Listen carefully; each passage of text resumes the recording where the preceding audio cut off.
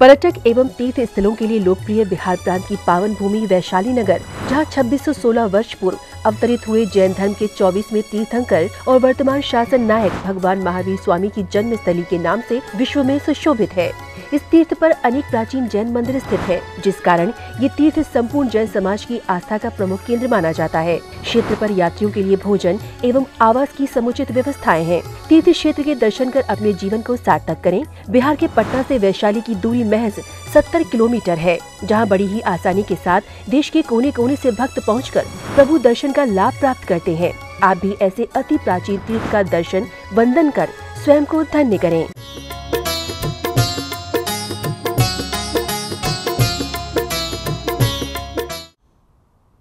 ओम नमः, ओम नमः, ओम नमः। क्षेत्रं किमत्र यदि ते त्रिदशाङ्गनाभिर्नीतं मनागपि मनो न विकारमार्गं कल्पान्तकालमरुता चलिताचलेन किं वन्दरादृशिकरं चलितं कदाचित्। महानुभाव, आचार्य मानतुंग देव द्वारा विरचित भक्तामर स्तोत्र का ये 15वां श्लोक है और इसमें भगवान के जो स्थिरता है ध्यान में, उस स्थिरता के बारे में मानतुंगाचार्य कितने सुंदर बातों में, इन श्लोकों में वसंत तिलका चंद में बता रहे हैं। आचार्य मानतुंग देव भगवान ऋषभदेव के स्तुति गान करते हुए बहुत सुंदर वर्णन कर रहे हैं कि मन, लोग बोलते चंचल है और चलायमान है, चित्त बहुत चंचल है। एक व्यक्ति 24 घंटे में 40 करोड़ विचार बदलता है, उसमें अधिकतर जिसका सिर नहीं, जिसका पैर नहीं, ऐसे बातें सोचते हैं। मन में विचार आते रहते हैं, निरंतर विचार आ रहे हैं। जो वस्तु हमने देख लिया उसके बारे में वो सोचता है। तो अब आचार्य कह रहे हैं चित्रम किमत्र, यहाँ क्या आश्चर्य है, किम अत्र, क्या यहाँ चित्रम आश्चर्य है,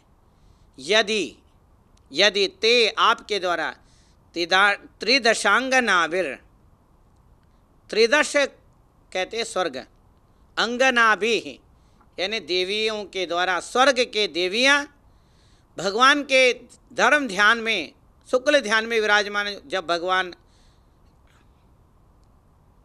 केवल ज्ञान के ओर है, अब केवल ज्ञान प्रकट होने वाला है, तो देवांगनाएं नृत्य कर रहे भगवान के चारों ओर। और मानतुंग आचार्य उस दृश्य को ऐसे सुंदर तरीके से चित्रण किए हैं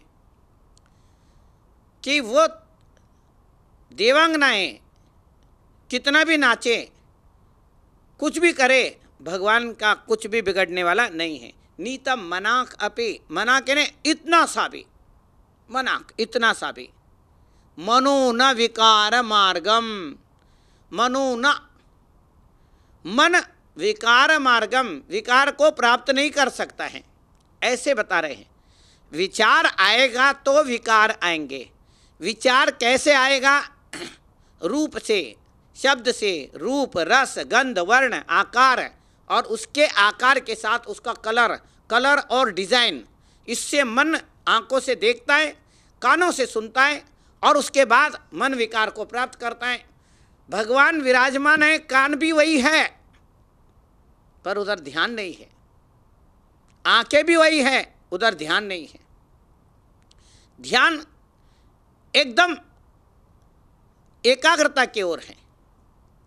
चित्रम किमत्र यदि ते त्रिदशांगनाभिर नीतम मनाग अपि मनो न, मनाक अपि मनो न, मन ही नहीं है। महानुभाव, हम नमन करते हैं, पता ही नहीं नमन कर रहे हैं। नमन का अर्थ होता है मन नहीं होना। मन नहीं होने का अर्थ है न शुभ न अशुभ, न सुख न दुख, न कोई विचार ही नहीं आना। विचार आते ही मन आ जाता है, मन आते विचार आ जाते हैं, विचार बाढ़ आ जाती है, विचारों के और आचार्य मानतुंग कह रहे हैं, मानतुंग देव कितने सुंदर वर्णन कर रहे हैं, नीतम मनागपि, इतना सा भी उसको ग्रहण नहीं किया, आश्रव नहीं किया। अब भगवान में आश्रव आ तो रहे हैं, आके निकल के जा रहे हैं, और वो आश्रव जो हैं विचार सारे चीज़ें शांत हो गए हैं। अब विचारों का जो हलचल है बंद हो गया है। योग को प्राप्त किए भगवान जो हैं, सयोग योग सहित केवली होने को तैयार हैं। ऐसे अवस्था की बात आचार्य मानतुंग देव कह रहे हैं। योग तो है पर वो मनोयोग काम नहीं कर रहे, नमन हो गए हैं। नीतम मनागपि मनो न, मन नहीं है। हम कहते मन कर रहा है, घूमने को मन कर रहा है, खाने को मन कर रहा है, अब भगवान का मन ही नहीं है तो क्या करेगा। केवल ज्ञान रह गया है, मात्र ज्ञान, ओनली नॉलेज। वो चीज़ मानतुंग आचार्य कह रहे हैं कि हम कैसे प्राप्त कर सकते हैं। हम आप लोग भी निर्विचार हो सकते हैं। मैं निर्विकल्प की बात नहीं कर रहा हूँ। निर्विकल्प तो 7वें गुणस्थान के ऊपर के अवस्था की बात है, और नीचे गुणस्थानों में चतुर्थ, पंचम, षष्ठम, 7वें के आधा भाग तक कि मन को शांत किया जा सकता है, विचारों को शून्य किया जा सकता है, ये आचार्यों ने बताया है। इसको संवर किया जा सकता है, निर्जना की जा सकती, जो विचार आए उसको भूला जा सकता है। संवर सिलेक्ट करना, जैसे मोबाइल में आप सिलेक्ट करते हैं उसके बाद उसको डिलीट कर देना। कोई भी विचार आप पकड़ करके सिलेक्ट करके डिलीट कर सकते हैं। संवर निर्जना हर व्यक्ति कर सकता है। ऐसे मानतुंग आचार्य कह रहे हैं कि विकार मार्ग को प्राप्त नहीं किए हम आप लोग भी रोक उसको शांत कर सकते हैं, रोक सकते हैं। इच्छा निरोधस तपः, विचारों का शांत करना तप है। तप तभी होगा जब हम विचारों के ऊपर कंट्रोल करें, वही तप है। नहीं तो हमारे विचार आ ही रहे हैं और विकल्प आ ही रहे हैं।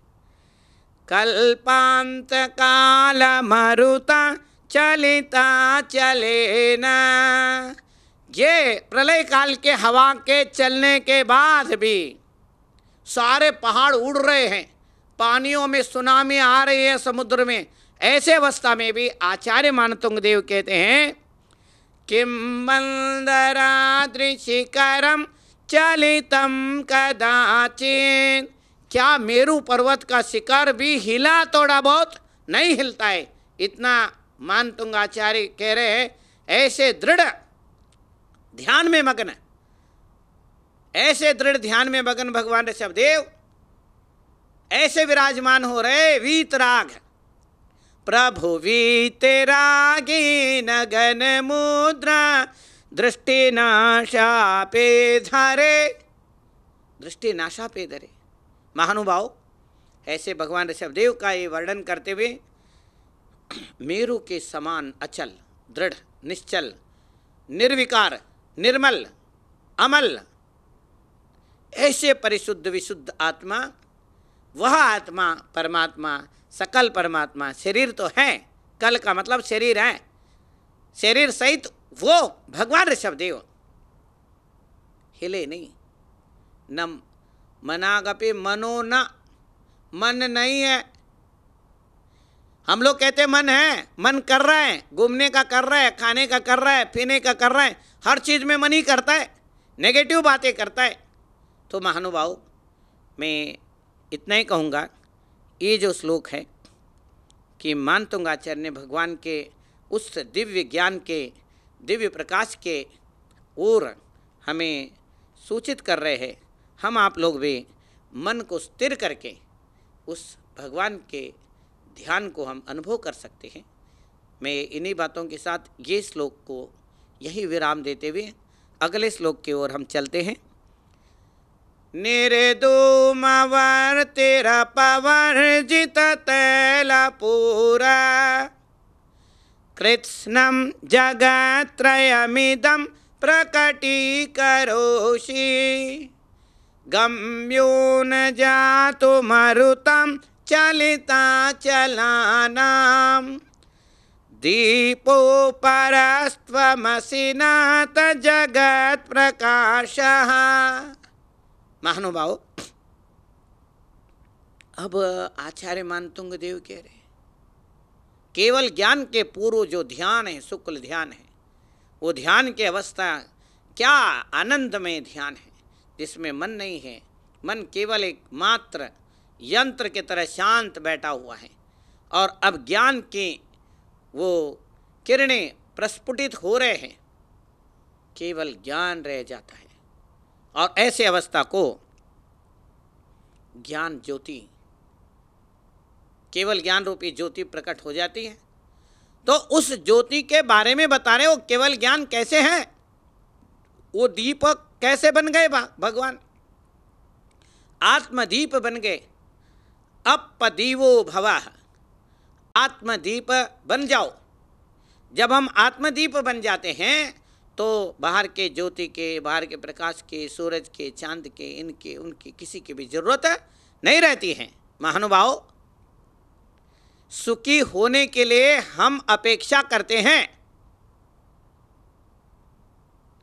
एक्सपेक्ट करते हैं, एक्सपेक्टेशन, उपेक्षा, अपेक्षा, दो चीजें लग जाती हैं। महानुभाव, दुख का कारण यही तो है, अपेक्षा।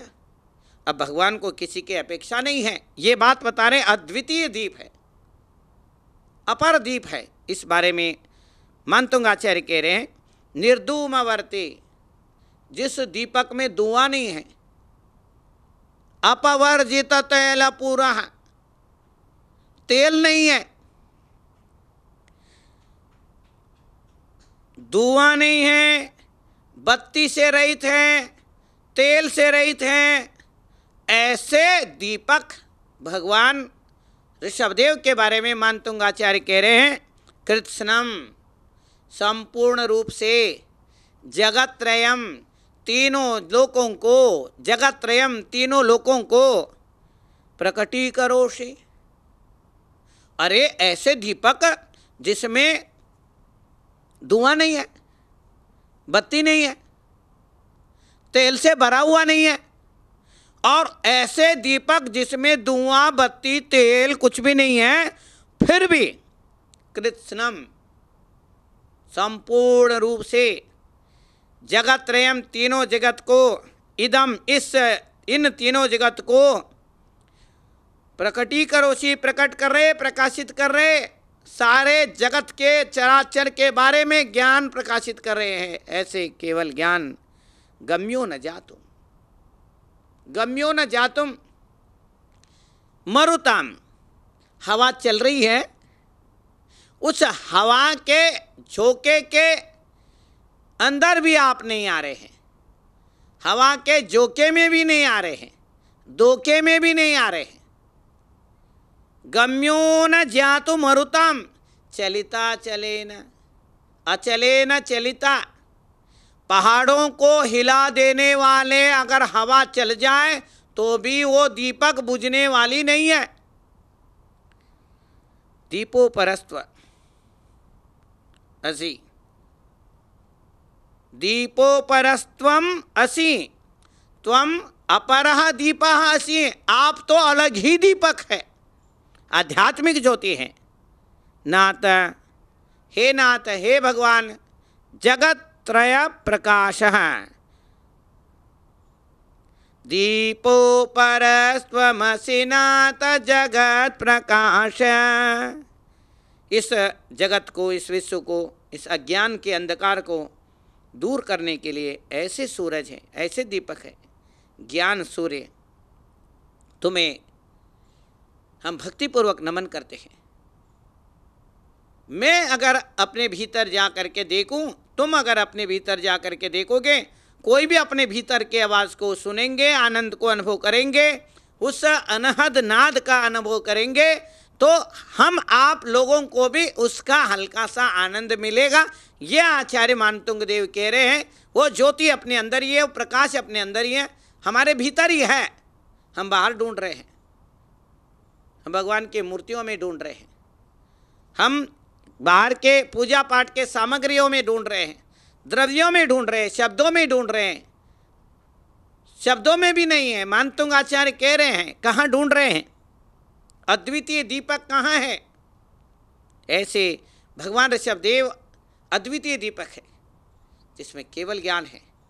भूत वर्तमान भविष्य के सारे पर्यायों को, सारे अवस्थाओं को, बचपना जवानी बुढ़ापा सारे अवस्थाओं को, जितने भी पर्याय निकल गए, अनंत काल निकल गया, सब अनंत काल के सारे पर्यायों को एक वर्तमान में जाने, वो केवल ज्ञान है।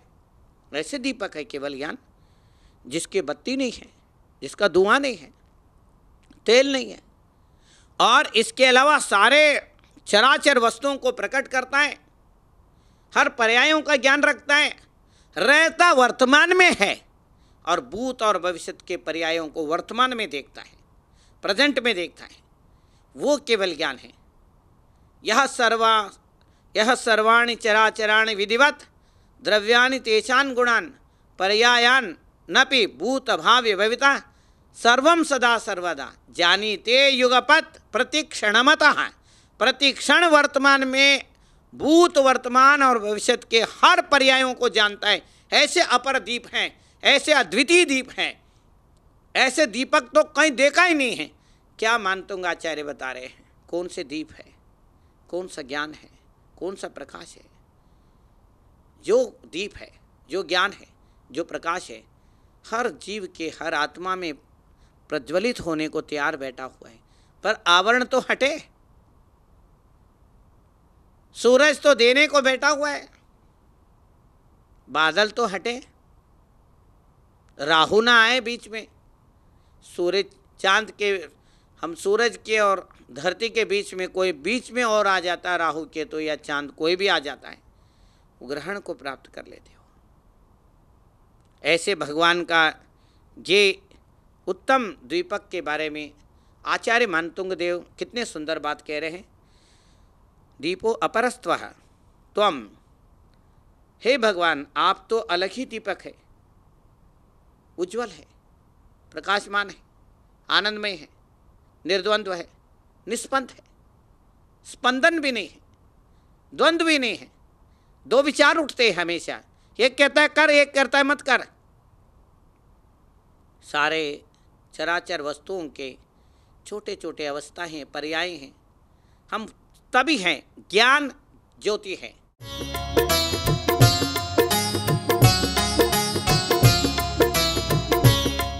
पर्यटक एवं तीर्थ स्थलों के लिए लोकप्रिय बिहार प्रांत की पावन भूमि वैशाली नगर, जहां 2616 वर्ष पूर्व अवतरित हुए जैन धर्म के 24वें तीर्थंकर और वर्तमान शासन नायक भगवान महावीर स्वामी की जन्म स्थली के नाम से विश्व में सुशोभित है।